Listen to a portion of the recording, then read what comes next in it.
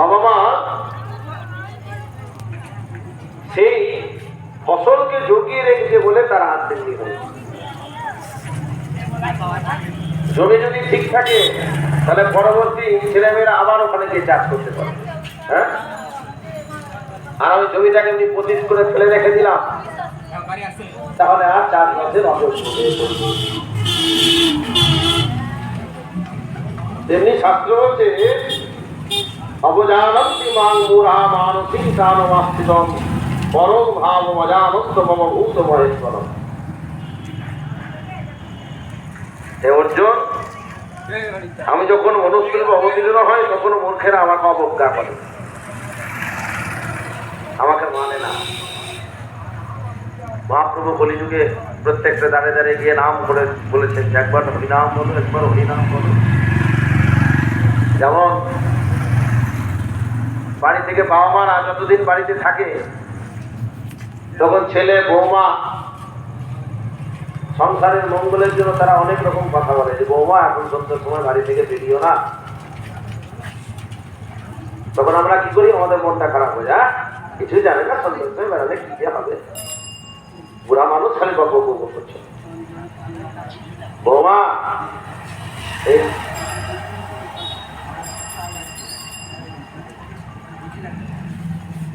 বাড়িতে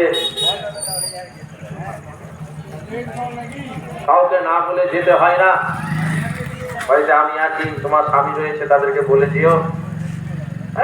এই বুড়া মানুষ একবারে করে বলছে। তো শ্বশুর শাশুড়ি যখন এই জ্ঞানের কথাগুলো যখন বলে তখন আমাদেরকে মনে হয় বক বক করছে। তারা যখন সংসার থেকে চলে যায় আর আমরা যখন শ্বশুর শাশুড়ি হই বা বাবা মা হই, তখন আমার ছেলেমেয়েরা যখন এরকম করে তখন বুঝতে পারি, তখন আমাদের কষ্ট হয়। হ্যাঁ, যে তারা আমাদেরকে কি শিক্ষা দিয়েছিল, আমরা সেই শিক্ষা নিতে পারিনি বলে আজ আমার ছেলেমেয়েরাও কিন্তু আমাকে কেয়ার করে না। বলছে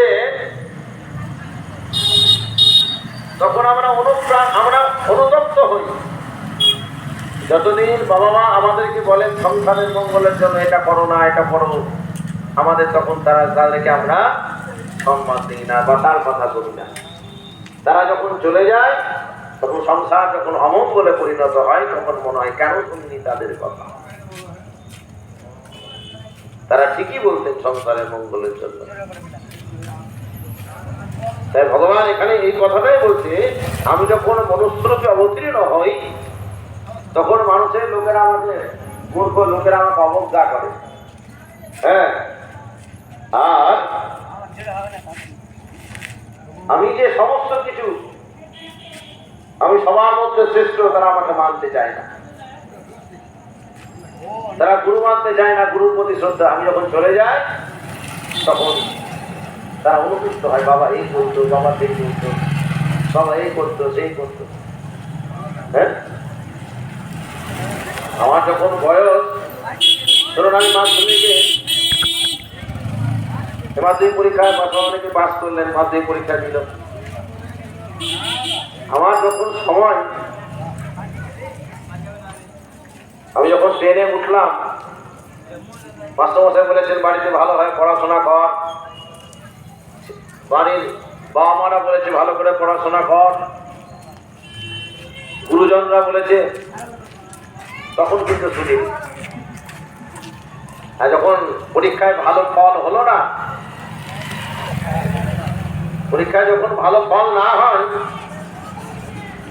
তখন কি হয়, তখন আমরা কেন তার কথা শুনি। যে সময় আড্ডা মেরেছি, যে সময় আমরা তাস খেলেছি, যে সময় আমরা মোবাইল দেখেছি, সেই সময়টাকে যদি একটু ভালোভাবে পড়াশোনা করতাম তাহলে আজ আমার এই দিন হতো, তাহলে আমি এই পরীক্ষায় বের হতাম না, আমার খুব ভালো পরীক্ষিত রেজাল্ট হতো ভালো। তারা আজ সময়টাকে ভালো কাজে লাগিয়েছে বলে আজ তারা প্রতিষ্ঠিত। তেমনি আমরা এই সংসারে সময় অনুযায়ী যদি ভজনা না করি, ভজনের সময় কতদিন? 8 থেকে 80, 8 থেকে 80 পর্যন্ত আমাদের ভজনের সময়। এই 8 থেকে 80 বছর পর্যন্ত, হ্যাঁ আমার তো বয়স হয়নি, ওই মাধ্যমিক পরীক্ষাটা কি আমার বারবার আসবে? পরীক্ষা হয়তো বারবার আসবে, কিন্তু আমি আর সেই সময়টা আমি আর পাবো না। তেমনি যে সময়ে যেটা করা উচিত তোমাকে করতে হবে মোহন, না হলে তোমার জায়গা কিন্তু আর থাকবে না। তুমি সারা জীবন কর্মাহত হবে। একটু একটু যদি আমি সময় দিতাম তাহলে আমি আজ আমার দিনটাকে সারা জীবন তোমাকে ঘুরে ঘুরে খাবে। তেমনি এই সংসারে তুমি এসেছো ভগবানকে সময় দেওয়ার জন্য। যখন যেটা তোমার সময় হবে সেইটাকে তুমি পরিপূর্ণভাবে করো, তাহলে তোমার কৃপা হবে। ভজনের সময় হচ্ছে 8 থেকে 80। 8 বছর বয়সে যখন আমরা আছি, হ্যাঁ তখন মনে হয় কি হলো, হ্যাঁ এই সময় ছেলে মেয়েদেরকে ভজন করতে হয় না, এই করতে হয় না, মুখ টুমুক এটা সেটা। অল্প বয়স, হ্যাঁ মাছ খাবে, ডিম খাবে, পেঁয়াজ খাবে, রসুন খাবে, মুখ করবে, টুমুক করবে। আর একটু বয়স যখন হবে, হ্যাঁ ওই ভাগবত কথা, রামায়ণ, মহাভারত ওই বয়স্ক মানুষরা শোনে, ইয়াংস্টারকে শুনে। ভগবান বলছেন যে অবজানন্তি মানমুরা মানসিক তনমাশ্রিত পরম ভাব ভাবন্ত মমভূত মনীশ্বর। আমাকে তাদেরকে ভালো লাগবে না, আমাকে অবজ্ঞা করবে। মহাপ্রভুকে যেমন অবজ্ঞা করেছিল, আমাকে অনেকেই অবজ্ঞা করবে। কিন্তু জানে না ওই ছেলেটি যে তার পেছনে জম আছে। একদিন তো চিন্তা করে দেখো রে সবাই, আমার বলিতে জগতে আর কিছু নাই, আমার পেছন থেকে জম কাল হয়ে দাঁড়িয়ে আছে। আমি কালকে সূর্য পাবো কিনা তা জানি না, কিন্তু আজকে আমি যদি ভগবানকে ডেকে যদি আমার মৃত্যু হয়, তাহলে কি হবে? আমার গতি ভালো হবে। আর যদি আমি ভালো কর্ম করে যদি তাহলে আমার জীবন স্বর্ণাক্ষরে লেখা থাকবে। আর সারা জীবন বেঁচে থাকলাম, কিন্তু খেলাম আর ঘুমালাম আর সন্তান প্রসব করলাম, এটাই মনে করছি আপনার জীবন। কিন্তু এই জীবন জীবন নয়। মনুষ্য জীবন হচ্ছে ভজনের দেহ। এই দেহটা পেয়েছি ভজন করবার জন্য। পশুরাও তো খায়, হ্যাঁ গরু, ছাগল, ভেড়া এরাও তো খায়, আমরাও খাচ্ছি। ওদেরও তো সন্তান প্রসব হয়, আমাদেরও সন্তান প্রসব হচ্ছে। ওরাও তো ঘুমায়, আমরাও তো ঘুমাচ্ছি। তাহলে আমার আর তাদের মধ্যে তো কোনো পার্থক্য নেই। তাহলে আমরা যে শ্রেষ্ঠ জীব, তো শ্রেষ্ঠ কর্ম করতে তো হবে। সবচেয়ে শ্রেষ্ঠ কর্ম আমাদের যত কিছু কর্ম আছে, সবচেয়ে শ্রেষ্ঠ কর্ম হচ্ছে ভগবত কর্ম। সমস্ত কর্মের মধ্যে শ্রেষ্ঠ কর্ম ভগবত কর্ম।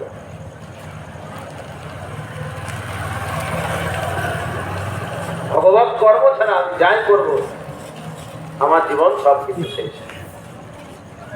কারণ আমরা, ভগবান এখানেই বলছেন, দৈবী হস্যা গুণময়ী মম মায়া দুরাত্ময়া মামি য প্রবদন্তে মায়ামি তত্তরন্তি। আমারই মায়াতে জগৎ চলছে, আমারই মায়া। আর এই মায়া থেকে বের করার একটাই পথ, যখনই সে আমার শরণাগতি হয়ে যায়, সর্বধর্মান পরিত্যাজ্য। যতক্ষণ অর্জুনের মধ্যে আমিত্ব চিন্তন ছিল, ততক্ষণ তিনি কর্মের মধ্যে প্রবেশ করতে পারেন। যতক্ষণ পর্যন্ত লজ্জা, ঘৃণা, ভয় মানুষের মধ্যে থাকবে, কর্মের মধ্যে একবার ঝাঁপাতে পারবে না। সমস্ত দ্বন্দ্ব থেকে যখন বেরিয়ে গেলেন, ভগবানের কথা যখন দিব্যবাণী তার মধ্যে প্রবেশ করলো, সমস্ত দ্বন্দ্বকে তিনি নিশ্চিহ্ন করে দিলেন যে আমি কিচ্ছু করি না, সব গোবিন্দ করছে, তার দ্বারা থেকে সব হচ্ছে। তাহলে আমার আর চিন্তা করে কি লাভ? আজকে আমি ফকির হয়েছি, তার জন্য তিনি, আমি কর্ম যেমন করেছি তার জন্য আজ ফকির। আজ কেউ বড়লোক হয়েছে, কেউ ধনী, কেউ দরিদ্র, কেউ রোগী, কেউ বলবান, সমস্ত কিছু পূর্বজন্মের কর্মফলের দ্বারা হয়েছে। যেমন আমরা কর্ম করেছি তেমন এই জগৎ লাভ করেছি, এবং যা হচ্ছে সমস্ত কিন্তু তার দ্বারাতেই হচ্ছে। এই ভাব যার মধ্যে চলে আসবে, ভগবান বলছে তিনি অচিরেই তিনি দ্বারা থেকে মুক্তি লাভ করবেন।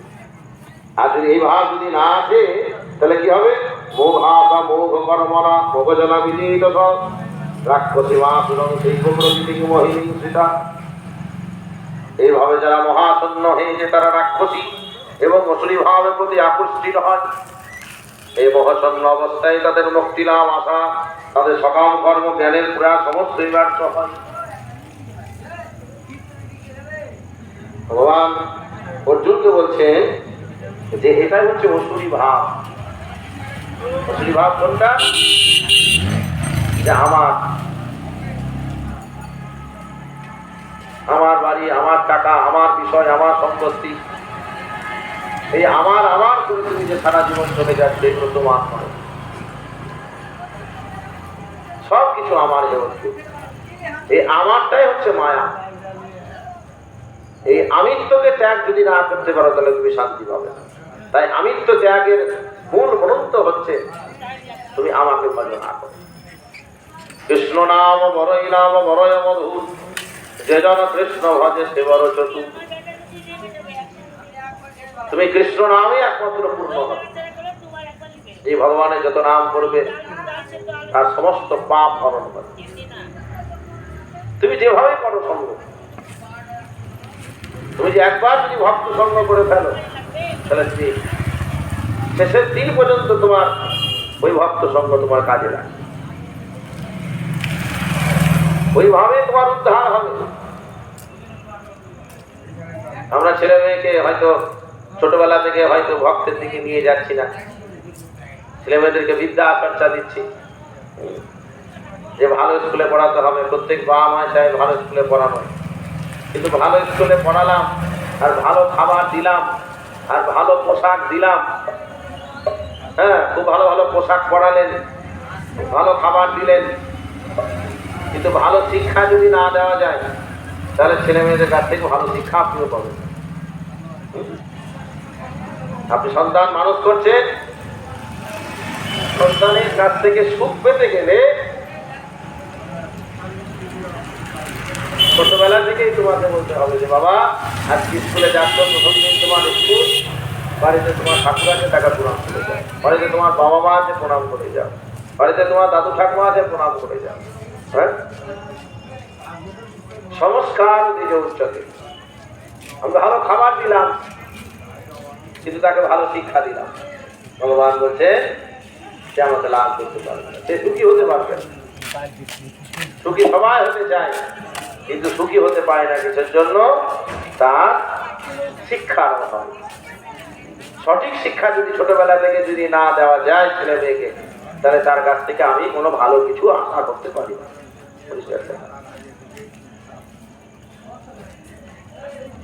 বাড়িতে বাবা মারা গিয়েছে, বাড়ির বৌমাটা, হ্যাঁ ছোট্ট গল্প নীতি কথা, যে বাড়িতে দাদু মারা গিয়েছে, তো ছেলের নাতিটা বলছে আজকে আমি স্কুলে যাবো না, দাদুটা তো মারা গেছে, আমি যাবো না, দাদু তো খুব ভালোবাসে, যাবো না আজকে। কিন্তু বাড়ির বৌমা বলছে না না তোকে স্কুলে যেতে হবে, স্কুল কামাই করা যাবে না, যার বাবা মরেছে সে দেখে নেবে, তোকে জীবনে প্রতিষ্ঠিত হতে হবে, তোর উদ্দেশ্য পূর্ণ করতে হবে, শিক্ষা অর্জন করতে হবে। ছেলেটাকে টানতে টানতে নিয়ে চলে গেলেন, ছেলেটা কিছুতেই চাইছে না, আমার করে যাচ্ছে। আস্তে আস্তে সেই শিক্ষায় ছেলেটা বড় হচ্ছে, ছেলেটা উচ্চ শিক্ষিত হয়ে বাইরে চলে গেল, বিদেশে। একটি মাত্র ছেলে, মা লিখে পাঠায় যে আমাদের প্রচুর সম্পত্তি আছে বাবা, আমরা অসুস্থ হলে প্রচুর টাকা আছে, অসুস্থ হলে ওর কাছে সাহায্য চাইতে হয়, ওর কাছে সাহায্য চাইতে হয়। লোকে বলে তোমার তো ছেলে আছে, ছেলেকে ডেকে পাঠাও। আর কত সাহায্য চাইবো বাবা, চলে আয় তুই। ছেলে বল লিখে পাঠায়, আমার সামনে মাসে একটা প্রমোশন আছে, এই প্রমোশনটা বলে দেখছি। বিদেশি মেয়েকে নিয়ে সেটেল হয়ে গেলেন। আপনি চিন্তা করেছিলেন যে আমার বাড়িতে ভালো অনুষ্ঠান হয়নি, আমার ছেলে হয়েছে, একটু ধুমধাম করে ভালো করে দিয়ে দিব, সেই ঘুরে বালি। আপনি যদি ভালো কিছু না করেন, আপনিও কিন্তু ছেলে মেয়ের কাছ থেকে ভালো কিছু আশা করতে পারবেন না। তাদের আপনি মনে করছেন যে আমার আশা পূর্ণ হয়নি, ছেলে মেয়েদের মধ্যে আমি আশাটাকে পূর্ণ করার চেষ্টা করবো, অসম্ভব। কাঁদালে কাঁদিতে হবে। আপনি তাহলে কাউকে কাঁদিয়েছেন, তার জন্য আজ আপনার জীবনে এই পরিণতি। বারবার করে লিখে পাঠাচ্ছে, তোর বাবা অসুস্থ হয়ে যাচ্ছে, মাঝে মধ্যে হসপিটাল নিয়ে যাচ্ছে, তুই আয় বাবা, তোর টাকা পয়সাই দরকার নেই, কিন্তু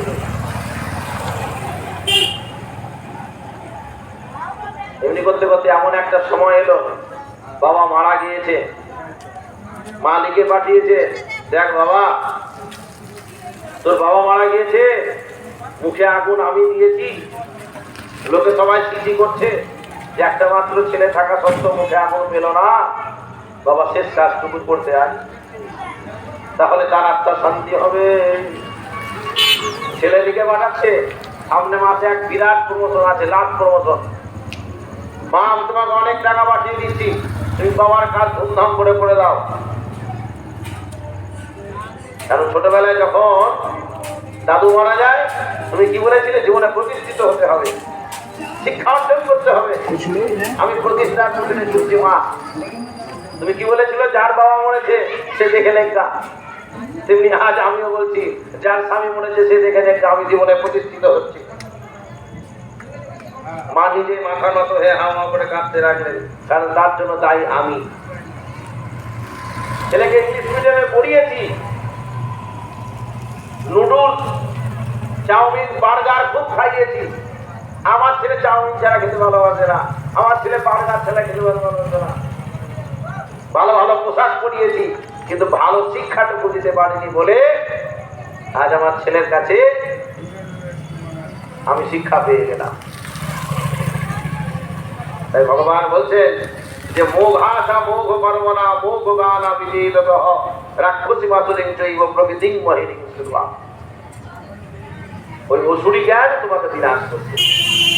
সঠিক শিক্ষা দাও, তাহলে পৃথিবীর যে কোনায় থাকুক না কেন, তোমার যদি অসুখ হয় ছুটে চলে আসবে। পৃথিবীর যে কোনো কোনায় থাকুক না কেন, তার প্রাণ কেঁদে উঠবে যে আমার চাকরি থাক,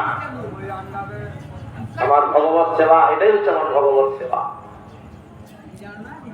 আমি যখন ছোট ছিলাম তখন আমার বাবা মা সমস্ত কিছু কাজ কর্ম বন্ধ করে আমি অসুস্থ হলে দিনের পর দিন, রাতের পর রাত হসপিটালে আমার জন্য কেঁদেছে, প্রার্থনা করেছে ঠাকুরের কাছে।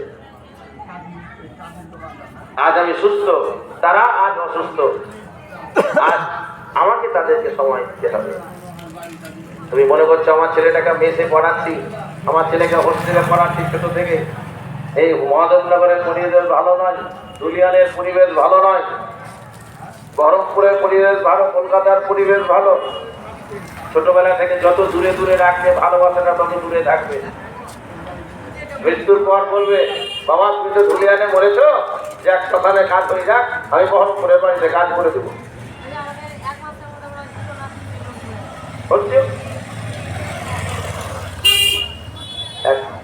বাবার 4টে ছেলে 4 জায়গায় কাজ হচ্ছে, দেখুন কি অবস্থা। ওই সঠিক শিক্ষা দেয়। হ্যাঁ, এক জায়গাতেই প্রাণ ভরে কাজ হবে, কিন্তু ও বলছে না আমি কলকাতায় করবো, বলছে বহরমপুরে করবো। ও বলছে সংস্কার, তুমি যেখানেই কাজ করো না কেন, তোমার কাজ ঠিক করতে উদ্ধার হবে না, শেষের দিনে তোমার উদ্ধার হবে না। ছেলে মেয়েকে যদি না দেওয়া যায়, তাহলে ছেলে মেয়ে কোনোদিনই ভালো হতে পারবে না। তার জন্য বলছে মোঘাসা মোঘ করো না মোঘ গানা বিজেদ সহ রাক্ষসী মাসুরং জৈব প্রকৃতিং মহিনিং সিধুয়া। যেহেতু যুগ কলি যুগ, কলি যুগের প্রথম চরণ চলছে, প্রথম সন্ধ্যা। হ্যাঁ, পদের কি সন্ধ্যা প্রথম চরণে চলছে। কলি যুগে ধর্ম কম হবে, অধর্ম বেশি হবে। দেখুন মাইক লাগানো হয়েছে। হ্যাঁ, বিধর্মীদেরও মাইক লাগানো থাকে। হয়তো খারাপ লাগবে, বিধর্মীদেরও মাইক লাগানো থাকে, কিন্তু হাজার হাজার নর নারী ছুটে চলে যাচ্ছে সেই ধর্মীয় সম্মেলনে। আমরা বলছি আমরা হিন্দু, আমরা ধর্ম বেশি করি। হ্যাঁ, আমরা হিন্দু, হিন্দু বলা হয়, হিন্দু বলা যাবে। হ্যাঁ, আমরা ধর্ম বেশি করি, ওরা বেশি অধার্মিক। ধার্মিক তারাই। আমরা যদি উপবাস থাকি, সকাল থেকে ঠাকুর মশাইকে বারবার ফোন করবো যে শরবত খেতে পাবো, লবণ খেতে পাবো, চা খেতে পাবো, আর দুধ চা খেতে পাবো, তো আচ্ছা ফল খেতে পাবো। 10 বার ঠাকুর মশাই ফোন যাবে। ঠাকুর মশাই যদি বলে যে একটু তুমি সিদ্ধ ভাত খাও, তাহলে খুব আনন্দ। বাহ, উপবাস তাহলে আর কঠিন ব্যাপার। হ্যাঁ, এই তো আমাদের ধর্ম করা। ধর্মের প্রতি নিষ্ঠা নাই, ভক্তি নাই। ভগবান ওটাই তো কুরুক্ষেত্রে যুদ্ধে অর্জুনকে বলেছিলেন যে যদা যদা হি ধর্মস্য গ্লানির্ভবতি ভারত অভ্যুত্থানম ধর্মস্য তদাত্মানং সৃজম্যহম পরিত্রাণায় সাধুনাং বিনাশায় চ দুষ্কৃতাম ধর্ম সংস্থাপনার্থায় সম্ভবামি যুগে যুগে। যারা ধার্মিক তারা ভালো থাকবে, আর যারা ভালো আছে জায়গা কিনবে কে তারাই, জমি কিনবে কে তারাই, ব্যবসা করবে কে তারা। তারা অধর্মও যেমন করছে, ধর্মটাকেও তারা পরিষ্কার ভাবে করে। ধর্মটাকে তারা পরিষ্কার ভাবে করে। তারা ধর্মগুরুর নামে বা গ্রন্থ নিন্দা করবে না, যদি না জানেও তারা সেগুলো নিয়ে সমালোচনাও করবে না। আর আমরা জানিও না, জানার চেষ্টাও করি না, ভাগবতের আসরে বসবও না। আর একবারে কথা, হ্যাঁ, যেমন দেখবেন যদি কলসিতে যদি জল না থাকে টলমল করবে আর আওয়াজও বেশি হবে। আর কলসি যদি জল পরিপূর্ণ থাকে তাহলে টলমল করবে না আর আওয়াজও হবে না। খালি কলসি তো আমাদের টলমল করছি, আমরা মনে করছি বিরাট ব্যাপার, আর কথাও খুব বলছি। কিন্তু যারা জ্ঞানে পরিপূর্ণ, যিনি জ্ঞানে পরিপূর্ণ, তিনি আমাকে লাভ করবেন। আমরা অনেকে বলবো এখন রাত 9টার সময় পাঠ শুরু হলো, রাত 9টার সময় পাঠ শুরু হলো, এরকম লোক হবে। রাত্রি 2টার সময় যদি এখানে ঝগড়া হয়,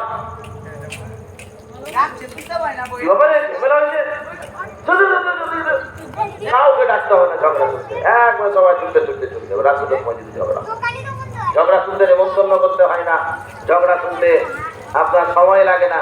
রাত 2টায় হোক 3টায় হোক ঝগড়া করলে হলো। আর শোনার লোক তো মেলায় আছে, কঠিন ব্যাপার। একবার আপনারা তো শুনতে যান না, কিন্তু অনেকেই যায়।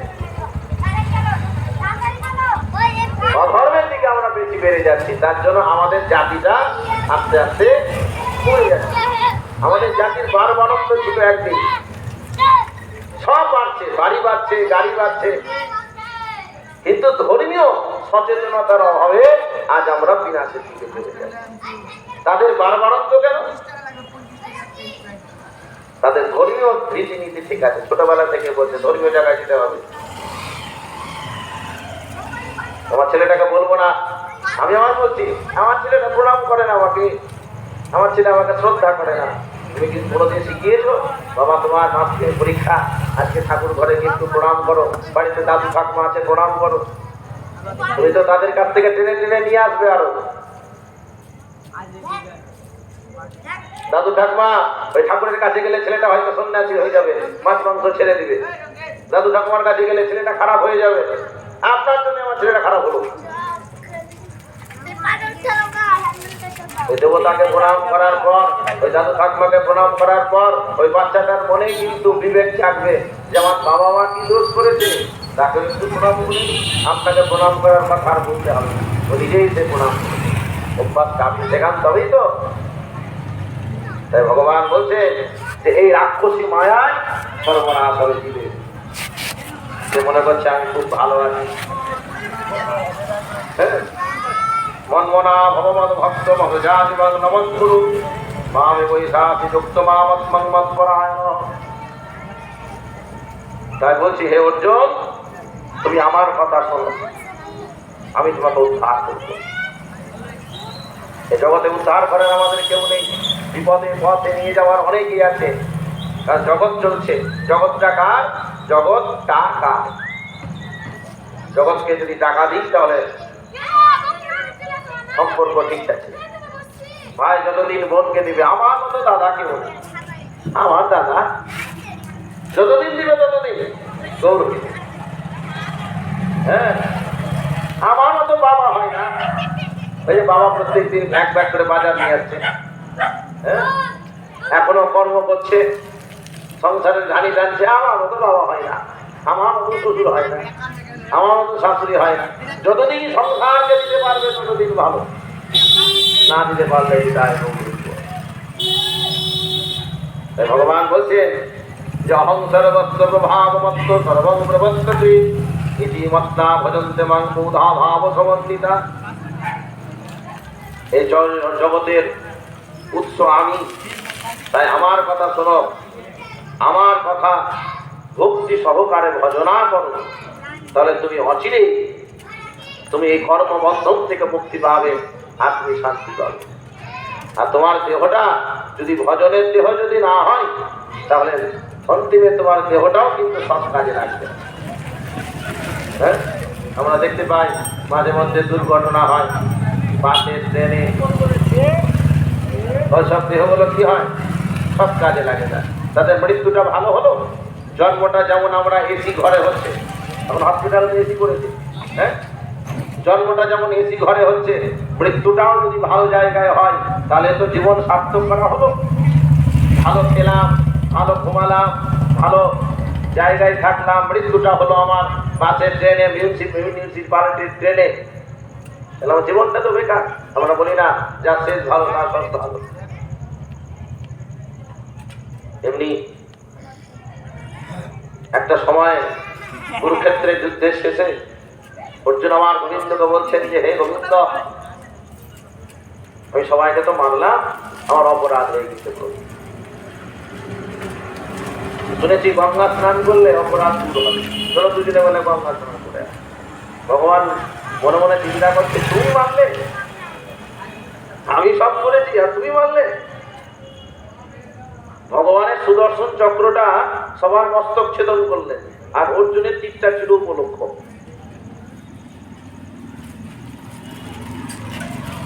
আজকে 3 বছর ধরে কৃষ্ণদাসের বাড়িতে যে পূজা পাঠ ভক্ত সেবা হচ্ছে, এই অর্থটা ভগবানই আগে থেকে রেখেছিলেন যে এই বছর 3 বছর বাড়িতে হবে। আমাদের ভেতরেই কিন্তু ছিল ভগবানের সুপ্ত বাসনা। এতদিন কেন হয়নি? এতদিন সে প্রকাশ হয় না। যেমন আমার ভেতরে সুগার আছে, সুগারটা ধরা পড়ছে না, ধরা পড়ছে না। একটা কোনো অসুখ হলো, সর্দি জ্বর কাশি, ডাক্তার পরীক্ষা করতে দিলেন, এদের মা সুগার হয়ে গেল, কিন্তু সুগারটা আগে দিয়ে দিচ্ছি। একটা অসুখ ট্রিটমেন্ট করতে গিয়ে আরেকটা অসুখ বিরাট অসুখটা বেরিয়ে যায়। তেমনি আমরা মনে করছি যে আমার টাকা ছিল বলে 3 বছর ধরে করতে পারলাম না, টাকা থাকলেও হবে না। টাকা থাকলেও তুমি ভগবানের সেবা করতে পারবে না। দুর্যোধনের তো টাকার অভাব ছিল না, কিন্তু আজন্ম ভক্ত সেবা, গোবিন্দ সেবা থেকে বঞ্চিত হয়ে গেল। কিন্তু বিদুর কাঙাল ছিলেন, ভিক্ষা করে অন্ন নিয়ে এসে বিষ্ণু সেবা করত, বিষ্ণু পরমানন্দে তার গৃহে সেবা নিত। হ্যাঁ, তোমার কাছে অর্থ আছেই বলে, তোমার বাড়িতে বাড়ি গাড়ি আছেই বলে ভাগবত কথা হবে, তোমার বাড়িতে ভক্ত যাবে, এটা ভুল কথা। কারণ ভগবানের যদি যখন না ইচ্ছা হবে তাহলে হবে না। ভগবান বলছেন অর্জুনকে, আমার ইচ্ছা দিয়ে সমস্ত কিছু হচ্ছে জীবের, আমার ইচ্ছার বিরুদ্ধে কিছু হয় না। তাই অর্জুন মনে মনে চিন্তা করছে যে আমি সবাইকে মানলাম, আমার অপরাধ হয়েছে প্রভু, চলো দুজনে গঙ্গা স্নান করে আসি। গোবিন্দ বলছে তুমি যুদ্ধ করেছো, তুমি যাও, তুমি যুদ্ধ করেছো, তুমি যাও, গঙ্গা স্নান করতে যাবে। আর ভগবান দেখলেন অর্জুনের অহংকার হয়েছে, অহংকার যুদ্ধ করতে, মায়া রচনা করতে। জীবনের পথে চলতে চলতে যখন আমরা হোঁচট খাই, ভগবান ওটাই হচ্ছে হোঁচট দেন, শিক্ষা দেন। অহংকারে অর্থ উপার্জন করতে করতে এমন একটা জায়গায় চলে যায়, হঠাৎ যখন অর্থের বিনাশ হয়, ভগবান কিন্তু সুযোগ দেয় মানুষ হওয়ার জন্য। কিন্তু আমরা মনে করি যে না, আমাকে আরো বেশি রোজগার করতে হবে, আমাকে আরো বেশি খারাপ হতে হবে, যেমন করে হোক, রাহাজানি করে হোক, ছলনা করে হোক, কপটতা করে হোক, আমাকে রোজগার করতে হবে। আর বিনাশ হয়ে যাবে কি হাতে? আমার রাহাজানি করে, কপটতা করে, ছলনা করে, যেমন করে হোক, আমার বিনাশ হয়ে যাবে। ভগবান তোকে সুযোগ করে দিলেন, আজ এই অর্থ নাশ হলো, আজ তোমার এই শরীরের ক্ষতি হচ্ছে, আজ তোমার ভগবান তোকে সজাগ করছে, তুমি সাবধান হও। সাবধান হই না, আমরা আরো, যেহেতু ভক্ত সত্য নেই আমাদের, অসৎসঙ্গে আছি, আমরা পরিত্র ভাবে আমরা বয়ে চলে যাই। এদিকে কি হয়েছে? ভগবান দেখলেন অর্জুনকে শিক্ষা দিতে হবে, অহংকার তার মধ্যে প্রবেশ করেছে। অর্জুন মায়া, ভগবান একটা মায়া রচনা করলেন।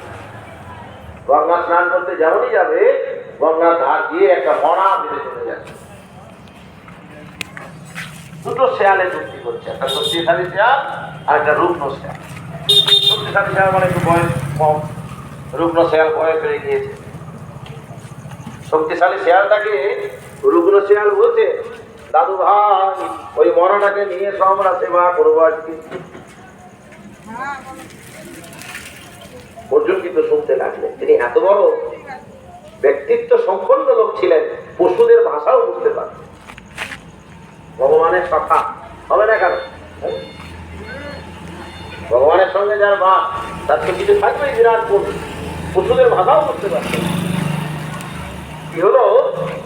ভগবান রচনা করলেন, রুগ্ন শেয়াল বলছে শক্তিশালী শেয়ালকে, দাদু ভাই, ওই মরাটাকে নিয়ে আমরা খাবো আজকে। শক্তিশালী বলছে, দেখুন ওর গোটা জীবন পোকা হয়ে গিয়েছে, গোটা দেহ পোকাতে পরিণত হয়েছে। কেন? মা গঙ্গার স্পর্শ পেয়েও তার কিন্তু পাপের পরিত্রাণ হচ্ছে না। ভগবান তাকে চোখটা দিয়েছিলেন ভালো দর্শন করবার জন্য, সবসময় খারাপ দর্শন করেছে। তার জন্য চোখ দিয়ে পাপে পরিপূর্ণ। যখন চোখ আপনার যদি ভালো জায়গায় সবসময় চোখটা যায়, ভালো জায়গাতে মনে হবে। আর খারাপ দেখে দেখে অভ্যাস, একদিন হয়তো ভালো জায়গায় পড়ে গেলেন, আপনার খারাপ দিকে সরকার যাবে, অভ্যাসটা খারাপ করে রেখেছি। এই ব্যক্তি কোনোদিন ভালো কিছু দর্শন করে। কান, এই কান দিয়ে ভগবত কথা শুনেনি, ভালো কথা শুনেনি, সবসময় আন কথা শুনেছি।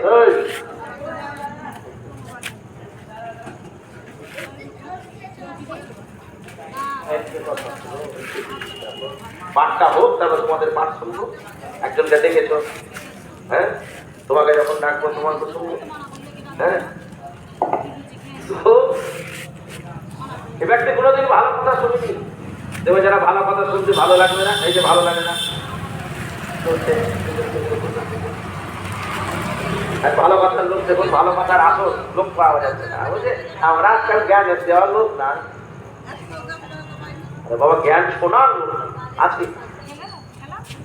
বললাম না, ঝগড়া হোক, একবারে শুনতে চলে যাবো। আরে বিষ্ণুদের সঙ্গে ভজনে ঝগড়া কিসের জন্য? কেউ যদি ঝগড়া না শুনতে পারে, রাত 2টার সময় যদি কর্মের জায়গা থেকে আসে, যদি শুনে নেয় যে শিব মন্দির বাজারে ঝগড়া হচ্ছে মিঠুনের আর ভজনের, ওর বউকে এসে বলবে, আরে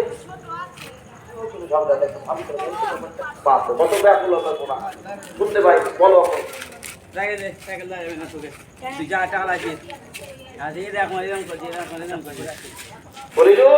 ধর্ম খুব হবে, কিন্তু ধর্মের জায়গায় লোক পাওয়া যাবে।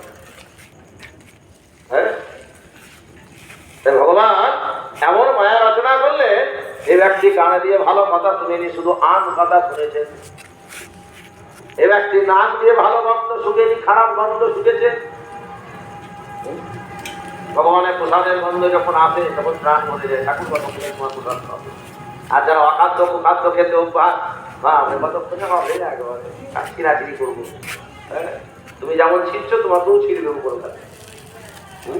তুমি যাকে জ্বালালে জ্বলিতে হবে, কাঁদালে কাঁদিতে হবে। এ ব্যক্তি কোনোদিনই যেখানে ভালো কাজ হয় সেখানে যায়। এ দেহটা আমাদের সমাজে যেগুলো খারাপ কাজ হয় দেহটা সেখানে গিয়েছে। হাত দিয়ে কেন? এই হাত দিয়ে গোবিন্দ সেবা করেনি, ব্রাহ্মণকে প্রণাম করেনি, বৈষ্ণব সেবা করেনি, দান ধ্যান করেনি, শুধু সুদের টাকা করেছে। এগুলো টাকা তার অনেক পাপ, শুধু সুদের টাকা করেছে। তার জন্য তারা হাত পাবে সমস্ত দেহ তারা পাপে পরিপূর্ণ হয়েছে। একটু আগে বললাম পাঠের প্রথমে যে আমাদের দেহটা ভজনের দেহ। এমন এমন দেহ থেকে দেখবেন সুগন্ধ বেরোয়। আমার গুরুদেব লক্ষ্মীনারায়ণ চক্রবর্তী যখন থাকতেন ধরুন, তার দেহ থেকে অগুরু চন্দন কর্পূরের গন্ধ বেরিয়ে যায়। হ্যাঁ, দেহটা ভজনের দেহ। এক একটা ব্যক্তির ভেতর থেকে হাজার পারফিউম আসুন না কেন, তার ভেতর থেকে একটা কেমনই গন্ধ আছে। কিন্তু আবার এমন এমন সাধু আত্মার ভেতর থেকে কিছুই মাখে না, কিন্তু কত সুন্দর সুগন্ধ বেরিয়ে যায়। এ দেহটা ভজনের দেহ। এই দেহটাকে যদি ভালো জায়গায় রাখো তোমার দেহটা টাটকা হয়ে থাকবে, আর পচা জায়গায় যদি নিয়ে যাও তোমার দেহটাও আস্তে আস্তে পচে যাবে। এ ব্যক্তি কোনোদিন ভালো জায়গায় নিয়ে যায়নি, সমাজে অবৈধ কাজ এখানে হয় তার জন্য নিয়ে গিয়েছে। তার জন্য দেহ আজ পাপে পরিপূর্ণ, গোটা দেহ পাপ হয়েছে। এই দেহটাকে যদি আমরা নিয়ে আসি আমরাও পাপ হয়ে যাব। দেখুন একটা শেয়ালও পাপের বিচার করছে, অর্জুন শুনছিলেন সব কথা। তখন রুগ্ন শেয়ালটা বলছে, দাদু ভাই এরা হলে ভগবত সঙ্গ পায়, সৎসঙ্গ পায়। আজ দেখুন আমরা এখানে যে এসেছি, আজ আমার বাবাজি সারা জীবন নাম করে বেড়াচ্ছে, তিনি কীর্তন করছেন, আপনি পাঠ শুনছেন। হ্যাঁ, ঠাকুরের কৃপায় গুরুদেবের আশীর্বাদে হরি কথা আমরা বলে বেড়াই। তো আমাদের পিছনে কিন্তু একজন পরমাত্মার কৃপা। একজন সাধু ব্যক্তি প্রথম দিন পাঠের আশ্রয় নিয়ে গিয়েছিলেন। সাধু ব্যক্তি প্রথম দিন গলায় তুলসী মালা পরিয়েছিল। আজ খুলতে মনে হয় না, আজ পাঠের আসলে যেতে মনে হয় ভগবানের প্রসাদের প্রতি আজ ভক্তি এসেছে, ভজনের প্রতি ভক্তি এসেছে। এর পেছনে একজন ব্যক্তি আছে, তার জন্য আজ আমি প্রতিষ্ঠিত। এই ব্যক্তি না হলে কোনো ধর্মাত্মাকে পায়নি, ভক্ত সঙ্গ পায়নি। কিন্তু এই চাইতে যিনি সবচেয়ে শ্রেষ্ঠ অর্জুন, যিনি ভগবানের সখা, যে এত বড় সঙ্গ পেয়েছে, তার আবার কিসের পাপ হতে পারে? যিনি গীতার সমস্ত শ্লোক ভগবানের মুখের কাছ থেকে শুনলেন অর্জুন, তার আবার কিসের পাপ হবে? ভগবানকে ত্যাগ করে গঙ্গা স্নান করতে এর চাইতে পাপই আর কেউ না। এই অর্জুনই পাপই, সবচেয়ে মহাপাপ। ইনি হলে ভক্ত সঙ্গ পায়নি বলে আজ এরকম হয়েছে, সাধু সঙ্গ পায়নি বলে এরকম হয়েছে। কিন্তু যে অর্জুন গোবিন্দের কাছে সবসময় থাকে, তারও পাপ দিছে। এই যে চিন্তা তার মনের ভিতরে উদয় হয়েছে, গোবিন্দ ত্যাগ করে তিনি গঙ্গার স্নান করতে এসেছেন, এই চিন্তাই হচ্ছে মহাপাপ। অর্জুনের দিব্য জ্ঞান ফিরে এলো। তাই তো আমি মহাপরাধ করতে পারছি, ভগবানই তো অহং সর্বম বিলোদন ব্রহ্ম। ভগবানের চরণ থেকে গঙ্গা উৎপন্ন হয়েছে, আর যার চরণে গঙ্গা তাকে ভজনা করলে সর্বপাপ সর্বব্যাধ বিনাশ হয়ে যায়। ছুটতে ছুটতে চলে এলেন, গঙ্গা স্নান করলেন না, ছুটতে ছুটতে সে অর্জুন গোবিন্দ চরণ ধরে বলছেন, হে রাধা মদন মোহন কৃপা করো আমারে। হে রাধা মদন মোহন কৃপা করো আমারে। হে রাধা রমণ মদন মোহন কৃপা করো আমারে। হানো নাহি মনে এখিন ভুবনে, হানো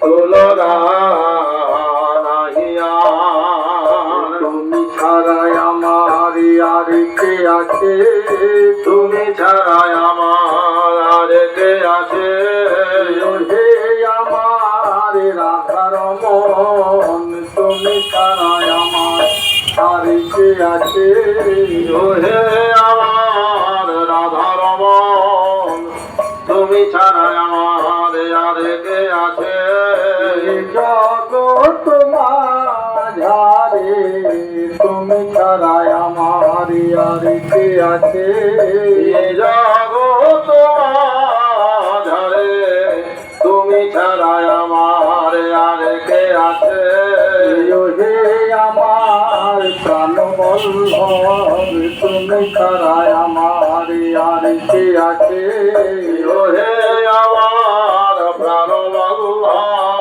তুমি ছাড়াই আমার আর কে আছে, এই কৃপা করম রে, এই কৃপা করো রে, প্রাণ ভরে গাইতে পারি, কৃপা করম রে, প্রাণ ভরে গাইতে পারি, এই কৃপা করো রে, এই হরি নাম মহামন্ত্র প্রাণ ভরে গাইতে পারি, এই হরি নাম মহামন্ত্র প্রাণ ভরে গাইতে পারি, প্রেমানন্দে বাহু তুলে প্রাণ ভরে গাইতে পারি, প্রেমানন্দে বাহু তুলে প্রাণ ভরে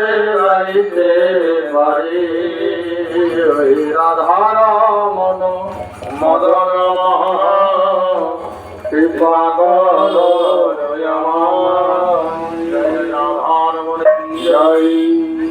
হে গোবিন্দ, আমি মহাপরাধ করেছি, তোমাকে ত্যাগ করে প্রভু। আজ আমি গঙ্গা স্নান করতে গিয়েছি প্রভু, আমার অপরাধ ক্ষমা ক্ষমাও নেই প্রভু। তোমার চরণ ছাড়া আমাকে করিও না, তোমাকে চরণ ছাড়া আমাকে করিও না প্রভু, তোমার চরণে আমাকে সবসময় রাখি। এই কৃপা করো হে গোবিন্দ। ভগবান বললেন তোমার এই যে দিব্যজ্ঞান যে প্রবেশ করেছে এটাই হচ্ছে আমি, এই দিব্যজ্ঞান প্রবেশ করার জন্য এই মায়া রচনা করেছি। তো ভগবান এই মায়াটা দিয়েছিল বলে আমরা ভগবানকে ডাকছি, দুঃখ কষ্ট বলে। দুঃখ কষ্ট যদি না দিত আমরা ভগবানকে ডাকতে হবে না, আমরা মনে করতাম ভগবান দূর। ওই মাঝে মধ্যে যখন কষ্ট হচ্ছে হাঁটুর ব্যথা, হে ভগবান যাও। হাঁটুর ব্যথা যখন হচ্ছে ওরে ওরে গোবিন্দ, এই কষ্টটা দিয়েছিল বলে আমরা গোবিন্দকে ডাকছি, এই কষ্টটাই হচ্ছে মায়া। তাই বললেন মমমায়া দুরাত্ময়া, তুমি কষ্টকে কষ্ট মনে করবে না, তুমি যদি আমার ভজনা। আমরা দেখতে পাবো যে কিছুদিন আগে বৃন্দাবনে অনেক ভক্তরা গেলেন। বৃন্দাবনে গৃহগোবর্ধন কত উঁচুতে রয়েছে, রাধারানীর মন্দির প্রেম মন্দির কত উঁচুতে রয়েছে। যারা শরীরের মধ্যে ব্যাধি থাকতে সত্ত্বেও অনেক অনেক মহিলারা 80 বছর 82 বছর বয়স হয়েছে, বলছে জানো বাবা আমি সেই 700 ইঞ্চি উপরে উঠে গিয়ে রাধারানীর মন্দির অনেক কত জোর। শরীরের ব্যাধি তাকে আর কিছু মনে করে না, যখন আমার কাছে চলে আসে তখন সে আমার হয়ে যায়। হে গোবিন্দ, আমি তোমার হলাম, তুমি কিভাবে আমাকে নিয়ে যাবে তুমি জানো। আর তখন দিয়ে পুরিয়া আছে তো আমাকে একজন ভক্ত বলছে যে আমার সময় তোমাকে আসতে হবে, আমি তুমি পূজা করে দিও। এই অহংকারে তো শেষ হচ্ছে। ভগবান তোমার সময় যাবে না, বলো যে আমাকে কৃপা করিও, তুমি কোন সময় আসবে, তাহলে ভগবানের কৃপা করে দেবো। এই অহংকারেই তো আমরা মরছি। আমার সময়, তোমাকে টাকা দিয়ে পুজো করেছি, তোমার আমার সময় আসতে হবে। টাকা দিয়ে কি মানে আমার শরীর আমার সংসার সব কিছু দিয়েছে।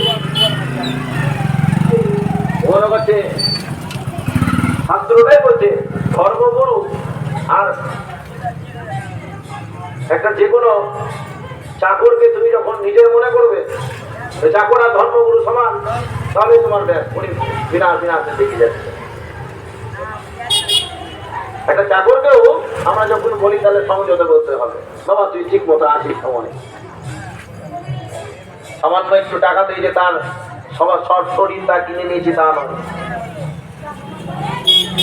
ধর্মপরায়ণ লোকদেরকে আমরা কিভাবে কথা বলি, হ্যাঁ আমার সময় আপনাকে আসতে হবে, মনে হচ্ছে আমার শরীর আমার সমস্ত কিছু কিনে রেখেছে। ওর পূজা হবে, তুমি তো আসল জায়গাতে গন্তি করে দিচ্ছ। তুমি আজকে কি লাভ করবে, কাল অনেক ঘরে পূজা করবে, অনেক দেবাদিতে দেবতার আরাধনা করবে, হ্যাঁ অর্থ না আসে জগৎ চলছে। এই অর্জুনের অহংকার, তোমার এই অহংকারকে দূর করবার জন্য এই অর্জুন আমি মায়া রচনা করেছিলাম। যাক তোমার অহংকার দূর হয়েছে, তুমি নিজের ভুল বুঝতে পেরেছো, তুমি বুঝতে পেরেছো যে আমি ছাড়া কেউ নেই, তুমি আমাকে আমার দিয়ে ফেলেছো। হ্যাঁ ঠিক আছে, হ্যাঁ তুমি আমার শরণাগতি হয়ে থাকো, দেখবো জীবনে যুদ্ধে তুমি উদ্ধার হয়ে গিয়েছো। হ্যাঁ এই বলে আজকের এই পাঠ বিশ্রাম হলো। আমাদের কৃষ্ণদাস বাবাজি যেন শরীর মন দেহ তার সংসারের সমস্ত কিছু সুস্থ থাকুক। কর্মের একটা বিপাক যে তার একটা সন্তান এরকম হয়েছে, আমরা খুব মর্মাহত। ভগবান যেন সে সন্তানকে শক্তি দেন, হ্যাঁ কারণ তিনি ছাড়া তো উপায় নেই। নিশ্চয়ই হয়তো পূর্বজন্মের কোনো কর্মফল খারাপ করেছিলেন বলে এরকম হয়েছে। হ্যাঁ আমরা যেমন কাউকে দেখে অবহেলা করি, ভগবান কিন্তু এই জন্মে না হয় পরজন্ম নিশ্চিত ব্যবস্থা করেছে। অষ্টবক্র মুনিকে দেখে, অষ্টবক্রের 8 অঙ্গই বাঁকা, অষ্টবক্র মুনি মাথা বাঁকা, কোমর বাঁকা, হাত বাঁকা, পা বাঁকা, 8 অঙ্গ বাঁকা। অষ্টবক্র মুনিকে দেখে এক দেবতা খুব আনন্দ পাচ্ছে, বাহ কত সুন্দর করে হাঁটছে, উপর থেকে নামলেন প্রথম। আর তার সামনে কি বলে, বাহ মুনিবর আপনার চলন ভঙ্গিটা খুব সুন্দর, একবারে ময়ূরের মতো যাচ্ছে, আপনারা দেখতে খুব সুন্দর লাগছে। তখন মুনিবর বলছে, দেখো বাবা এর জন্য দায়ী আমি, নিশ্চয়ই কোনো পূর্বজন্ম কর্ম খারাপ করেছিলাম বলে এরকম হয়েছে, তো আমাকে দেখে তুমি এরকম করো না বাবা, তুমি দেবতা, দৈবগুণ তোমার মধ্যে আছে, কাউকে দেখে তাচ্ছিল্য করিও না। আবার মুনিবর চলে যাচ্ছে, আবার সামনে চলে গিয়েছে, আপনার কোমরখানা কত সুন্দর, একবারে বাঁকা কোমর, এইভাবে বারবার তার শরীরকে দেখে উপহাস চলেছে। বারবার এগিয়ে চলে যায় মুনিবর, বারবার মুনিবর এগিয়ে চলে যায়। দেবতা আছে, এমনি করতে করতে যখন তিনি আর সহ্য করতে পারলেন না, সঙ্গে সঙ্গে মুনিবর বলে দিলেন, তুমি যেমন আমাকে দেখে অবহেলা করছো, তোমাকে এখনই অজগর হয়ে জন্মগ্রহণ করতে হবে, তোমার শরীর এখনই অজগর সামনে পরিণত হবে। বারবার তুমি আমার কথা শুনলে না, তুমি মনে করছো যে আমার শরীর বাঁকা, আমার খুব ভালো লাগছে, তুমি আমাকে দেখে উপহাস করছো, আমার মনে খুব শান্তি আসছে মনে হয় না, তুমি তো আনন্দ পাচ্ছ। তুমি কিছুদিন যখন শুনলে না, এখনই তোমার গোটা শরীর ওই সাপের মতন হয়ে যাবে, গোটা অঙ্গ বাঁকা, সঙ্গে সঙ্গে অজগর হয়ে গিয়েছে। দেবতা নিজের ভুল বুঝতে পেরে যে আমার অপরাধ হয়ে গেল, তাহলে উদ্ধার হলো কেমন করে? মুনিবরের চরণে জড়িয়ে পড়েছে, প্রভু তুমি আমাকে উদ্ধার করো, আজ আমি নিজে কর্মে আমি নিজে দোষী, তুমি আমাকে উদ্ধার করো। বলছে উদ্ধার হবে না, এবার বুঝো তাহলে শরীর কেমন পেলে কেমন হয়, এবার তুমি বোঝো, তুমি কেমন মনে হচ্ছে এখন যদি তোমাকে আমি এরকম করি, কেমন মনে হবে? নিজে অনুতপ্ত মর্মাহত। মুনিবরা তুমি আমাকে আর লজ্জা দিও না, তুমি আমাকে পথ দেখাও। ধার্মিকের লক্ষণই হচ্ছে শরণাগতিকে পথ দেখান। তখন বললেন এই যুগে সম্ভব নয়, এখন ত্রেতা যুগ চলছে, দাপরে তোমার মনোবাসনা পূর্ণ হবে। কৃষ্ণচন্দ্র ভগবান যখন দাপরে অবতীর্ণ হবে, যখন অজগর অসুর হয়ে তুমি যখন শ্রীরাম সুদাম দাম বসুদাম মধু মঙ্গলকে গিলে খেলে খাবে। কৃষ্ণ তখন তোমাকে বধ করে তোমার উদ্ধার হবে, তোমার এই ব্রহ্মসাপ মুক্তি হবে। তুমি সেই সময় কোটি যুগ অপেক্ষা করার পর, হ্যাঁ, ওই শ্রীরাম সুদাম মধুমঙ্গল এদেরকে যখন গ্রাস করে নিয়েছিলেন অজগরাজ রূপে, কৃষ্ণচন্দ্র ভগবান তার পেটের মধ্যে ঢুকে পেট চিরে তাকে বার করলেন। আর তখনই সে অজগরের এক দেবতা রূপবার হয়ে বললেন যে আজ প্রভু তোমার স্পর্শে আমি উদ্ধার হলাম। পূর্ব জন্মে অষ্টবক্র মুনিকে দেখে আমি উপহাস্য করেছিলাম বলে 2টি যুগ আমাকে অজগর সাপ হয়ে বেরিয়ে চলে গেছে। বিদায় গৌর হরি হরি বল। আজ আমি সাপ। তার জন্য আমাদের এই কর্মের জন্য আমরা নিজেই যাই। বিধাতাকে দাও দোষ, দাও অকারণ, সমস্ত কর্ম ফলে হয় এই অবস্থা। বলে আজকের এই পাঠ বিশ্রাম হলো। আপনারা প্রত্যেকে ভালো থাকুন, সুস্থ থাকুন, আনন্দ থাকুন। আমাদের বাবাজির মঙ্গল হোক, তার পরিবারের মঙ্গল হোক। এ বলে পাঠ বিশ্রাম হলো। হৃদয় গৌরে সীতানাথ প্রেমানন্দে গৌর হরি হরি বল। হরে কৃষ্ণ হরে কৃষ্ণ কৃষ্ণ কৃষ্ণ হরে হরে, হরে রাম রাম রাম হরে হরে। হরে কৃষ্ণ কৃষ্ণ কৃষ্ণ হরে হরে, হরে রাম রাম রাম হরে হরে। হরে কৃষ্ণ কৃষ্ণ কৃষ্ণ হরে হরে, হরে রাম রাম রাম হরে হরে। হরে কৃষ্ণ কৃষ্ণ কৃষ্ণ কৃষ্ণ হরে হরে, হরে রাম রাম রাম হরে হরে। জয় রাধে জয় রাধে জয় রাধে জয় রাধে জয় রাধে জয় রাধে জয় রাধে জয় রাধে। জয় রাধে রাধে গোবিন্দ বল জয় রাধে রাধে গোবিন্দ বল জয় রাধে জয় রাধে। শ্যাম সুন্দর মদন মোহন বৃন্দাবন চন্দ্র, জয় শ্যাম সুন্দর মদন মোহন বৃন্দাবন চন্দ্র। জয় রাধা রমণ বিহারী শ্রী গোকুলানন্দ, জয় রাধা রমন রাস বিহারী শ্রী গোকুলানন্দ। জয় রাধাকান্ত রাধা বিনোদ শ্রী রাধে গোবিন্দ, জয় রাধাকান্ত রাধা বিনোদ শ্রী রাধে গোবিন্দ। জয় রাধেশ্বরী বিনোদিনী ভানুকুল চন্দ্র, রাসেশ্বরী বিনোদিনী ভানুকুল চন্দ্র। জয় ললিতা বিশাখায়াদি যত সখী বৃন্দ, জয় ললিতা বিশাখায়াদি যত সখী বৃন্দ। জয় দ্বাদশ গোপালয়াদি 64 মহান্ত, জয় দ্বাদশ গোপালয়াদি 64 মহান্ত। জয় ছয় চক্রবর্তী অষ্ট কবিরাজ চন্দ্র, জয় ছয় চক্রবর্তী অষ্ট কবিরাজ চন্দ্র। তোমরা সবে মিলে কর দয়া আমি অতি মন্দ, তোমরা সবে মিলে করো দয়া আমি অতি মন্দ।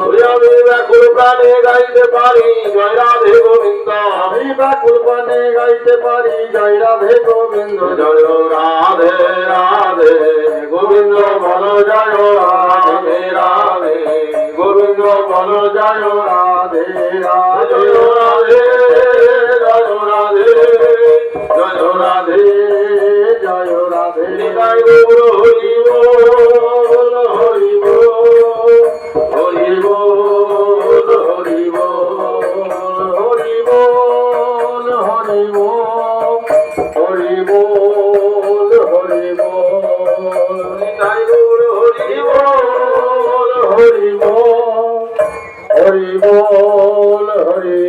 দেব শ্রী গুরু কৃষ্ণ চৈতন্য নিত্যানন্দ শ্রী অদ্বৈত গদাধর শিবাসাদি গৌর ভক্তবৃন্দ সহিত শ্রীমতী রাধা রানী কি জয়। অনন্ত परिषद गुरु वैष्णव की जय জয় चारि धाम की जय जय चारि वेद की जय जय चारि संप्रदाय की जय जय भगवान मंगल हरिनाम संकीर्तन की जय जय गीता भागवत की जय जय बलराम सब्बस्वर मदन मोहन श्याम सुंदर की जय राधा वल्लभ की जय जय राधा रमन की जय जय गंगा जमुना माई की जय जय तुलसी महारानी की जय जय सनातन धर्म की जय जय हड़ताल की जय जय अपना गुरु गोविंद की जय जय सत्यनारायण भगवान की जय जय मनसा देवी की जय जय सकल भक्त वृंद की जय जय। अंचल ग्रामेर सकल भक्त वृंद की जय। पूर्ण हड़ताल की जय जय महाप्रसाद की जय जय। वैशाख मास की जय जय। धर्म मास की जय जय दाय गौर सिद्धनाथ नारायणवंदे गौर हरे राधे श्याम जय